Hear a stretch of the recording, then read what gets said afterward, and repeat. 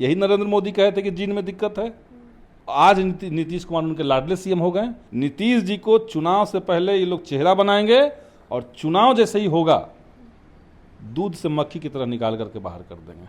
जदयू का कोई भविष्य अब नहीं बचा है। जदयू ने इस देश के अंदर, बिहार के अंदर जितने पाप किए हैं, पाप मैं इसलिए कह रहा हूं कि आप मुसलमानों की बात करते हैं और आरएसएस और बीजेपी को खुला छूट देते हैं बिहार के अंदर जो करना है करो। यही नीतीश कुमार आज अगर दूसरी पार्टी के साथ होते, दूसरे गठबंधन के साथ होते, भाजपा उनको जिंदा रहने नहीं देती। पूरे देश में तांडव हो रहा होता। आप कहिए कि स्कूल में टीचर नहीं होगा देंगे, 5 से पहले कुछ नहीं था। आप कहिए कि भाई पोस्ट मैट्रिक स्कॉलरशिप क्यों बंद कर दिया आपने, वो कहेंगे 5 से पहले कुछ नहीं था। एक ही डायलॉग उनको आ रहा है, 2005 से पहले कुछ था जी, 2005 से पहले कुछ था जी। ये क्या बात है? ये बिहार के लिए एक नए तरह का संकट का दौर है और ये संवैधानिक संकट है। महागठबंधन में जब थे नीतीश कुमार तो जीतन राम मांझी या चिराग पासवान लोग कहते थे कि अगल बगल के लोग कुछ खिला पिला रहे हैं नीतीश कुमार को। खिला पिला रहे हैं, हम लोग आएंगे तो जांच कर देंगे। तो जांच कीजिए कौन खिला रहा है, क्या पिला रहा है। मुख्यमंत्री नीतीश कुमार के इस्तीफे की मांग हो रही है। विपक्षी पार्टियां कह रही है कि नीतीश कुमार ने जो है राष्ट्रगान का अपमान किया है। इन्हीं सब मुद्दों पे बातचीत करने के लिए हमारे साथ पालीगंज से विधायक है संदीप सौरभ जी। लगातार आप लोग इस्तीफे की मांग कर रहे हैं सर। देखिए, नीतीश कुमार जी 20 साल से लगभग बिहार की शासन व्यवस्था में हैं, गद्दी पर बैठे हुए हैं और पिछले 2 साल से कम 2 साल से हम लोग देख रहे हैं कि उनकी स्थिति ठीक नहीं है, तबीयत ठीक नहीं है। जब तबीयत ठीक नहीं है और अभी पिछले दिनों जो घटना हुई जिसमें राष्ट्रगान चल रहा था और उसमें नीतीश जी जिस तरीके से किए, और वो कोई जानबूझ के नहीं किया, हम नहीं कहते कि वो जानबूझ करके राष्ट्र का अपमान या राष्ट्रगान का अपमान कर रहे हैं, ये हम नहीं कर रहे हैं। लेकिन उनकी स्थिति अगर ठीक नहीं है तो ऐसी स्थिति में क्या वो बिहार के मुखिया के पद पर बने रहने लायक हैं, ये तो सवाल है।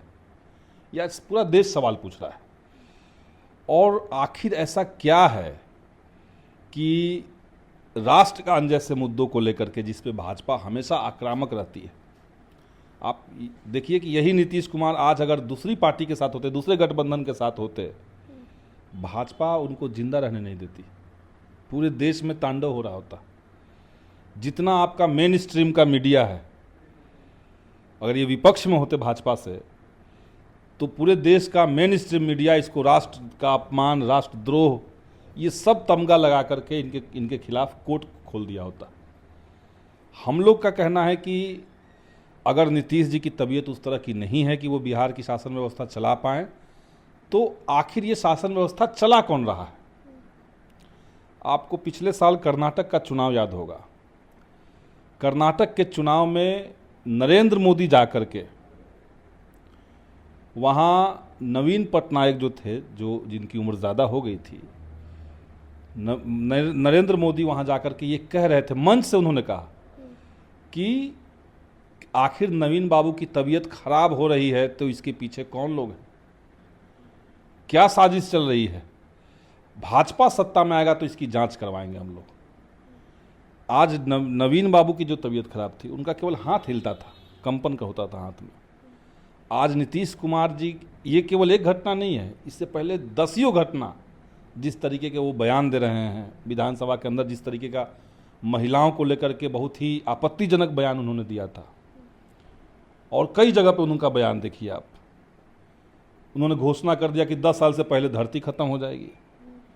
तो ये जो स्थिति है, आज नरेंद्र मोदी यही सवाल क्यों नहीं पूछ रहे हैं? क्योंकि बिहार में मुख्यमंत्री लंबे समय से केवल मुखौटा हैं।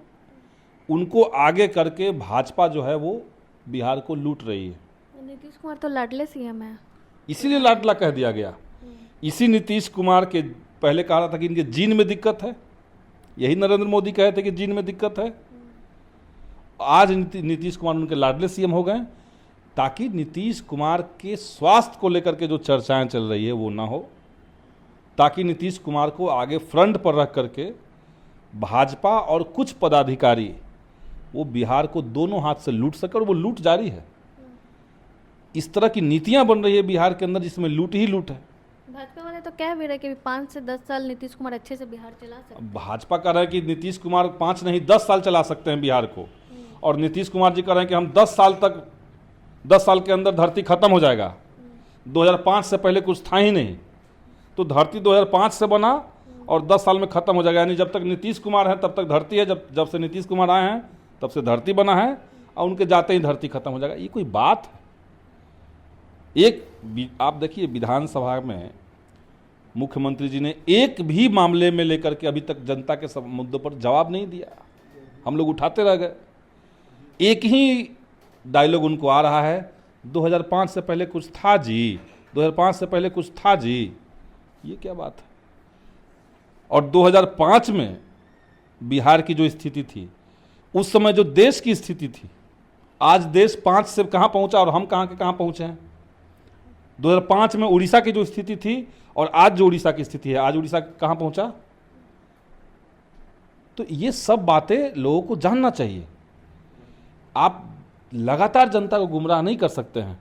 सही बात है कि 2005 के समय से देश में जितने पिछड़े राज्य थे, आज वो बिहार से बहुत आगे हैं। बिहार अभी भी पिछड़ा ही हुआ है। आज भी बिहार में 34% आबादी की जो परिवार है, उनका इनकम जो है वो 6,000 से कम ही है। तो ये सब चीज़ें पर पर्दा डाला जा रहा है। सरकार की कोई जवाबदेही नहीं बने, इसलिए कह दिया जा रहा है कि 5 से पहले क्या था। आप कहिए कि स्कूल में टीचर नहीं होकर देंगे, 5 से पहले कुछ नहीं था। आप कहिए कि भाई पोस्ट मैट्रिक स्कॉलरशिप क्यों बंद कर दिया आपने, वो कहेंगे 5 से पहले कुछ नहीं था। तो ये एक बना बनाया ट्रेंड बिहार के अंदर चल रहा है। और नीतीश जी की तबीयत सच में ख़राब है, ये हम लोग जान रहे हैं, देख रहे हैं। सदन के अंदर जब वो बैठते हैं तो जिस तरीके का वो इशारा करते हैं। अब बताइए, कल वो एक हमारे पार्टी के विधायक उनको जीभ दिखा रहे थे अपना सदन के अंदर। वो कैमरा में नहीं आया, लेकिन वो जीभ दिखा रहे थे, जैसे बच्चे एक दूसरे बच्चे को चिढ़ाता है। तो ये जब स्थिति बन गई है तो हम लोग तो, हमारा तो पूरा सहानुभूति उनकी तबीयत के साथ है कि उनकी तबीयत जल्दी ठीक हो। लेकिन उनकी आड़ में बिहार के अंदर बड़ा षड्यंत्र भाजपा कर रही है। भाजपा को पता है कि अगर नीतीश जी की तबीयत खराब का मामला खुल जाएगा तो जो चुनाव में वो चाहते हैं कि नीतीश जी के सहारे उन किसी तरीके से साठगांठ करके वो बेड़ा पार उनका लग जाए, वो कैसे होगा? मतलब महाराष्ट्र वाला खेला करना। एकदम महाराष्ट्र की तरह होगा। नीतीश जी को चुनाव से पहले ये लोग चेहरा बनाएंगे और चुनाव जैसे ही होगा दूध से मक्खी की तरह निकाल करके बाहर कर देंगे। ये भाजपा का आजमाया हुआ ट्रेंड है। महागठबंधन में जब थे नीतीश कुमार तो जीतन राम मांझी या चिराग पासवान, लोग कहते थे कि अगल बगल के लोग कुछ खिला पिला रहे हैं नीतीश कुमार को। खिला पिला रहे हैं, हम लोग आएंगे तो जांच कर देंगे। तो अभी तो जांच कीजिए कौन खिला रहा है, क्या पिला रहा है। अब तो कुछ खिलाने पिलाने का भी, दवाई दारू का भी असर इनका कम हो गया। बीच में विदेश जा रहे थे इलाज करवाने। तो हमारा खाली यही कहना है कि ये बिहार के लिए एक नए तरह का संकट का दौर है। और ये संवैधानिक संकट है। संवैधानिक संकट इसलिए क्योंकि बिहार के संवैधानिक पद पर, जो सबसे बड़ा पद है, उस पर बैठा हुआ व्यक्ति आज अपने कंट्रोल में नहीं है। उनको कंट्रोल कोई और कर रहा है। और वही कंट्रोल करके आप देखिए किस तरह की नीतियां बनी हैं। बिहार भर में विद्युत मानव बल हैं, बहाल करता है ऊर्जा विभाग, और बहाल करके उसको दे रहा है आउटसोर्सिंग एजेंसी को।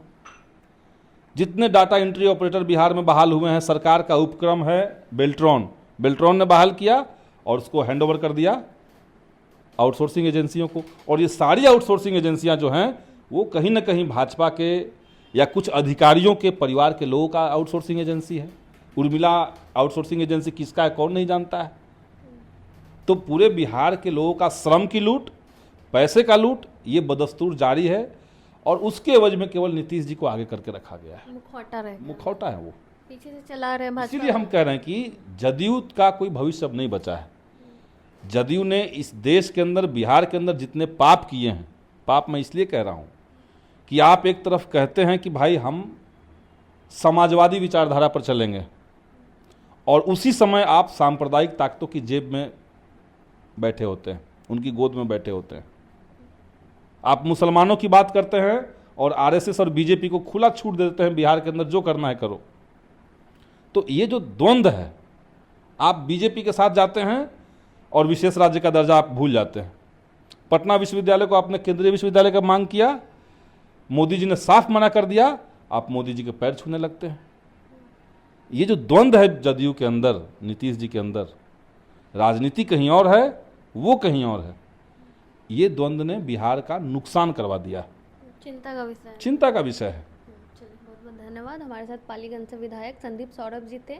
नीतीश कुमार की स्थिति को लेकर हमने इनसे बातचीत की। लगातार विपक्ष जो है मांग कर रहा है कि या तो नीतीश कुमार माफ़ी मांगे या इस्तीफा दे दे, उन्होंने राष्ट्रगान का अपमान किया। बाकी पूरी बातचीत पे आपकी क्या प्रतिक्रिया है, कमेंट बॉक्स में ज़रूर दें। धन्यवाद।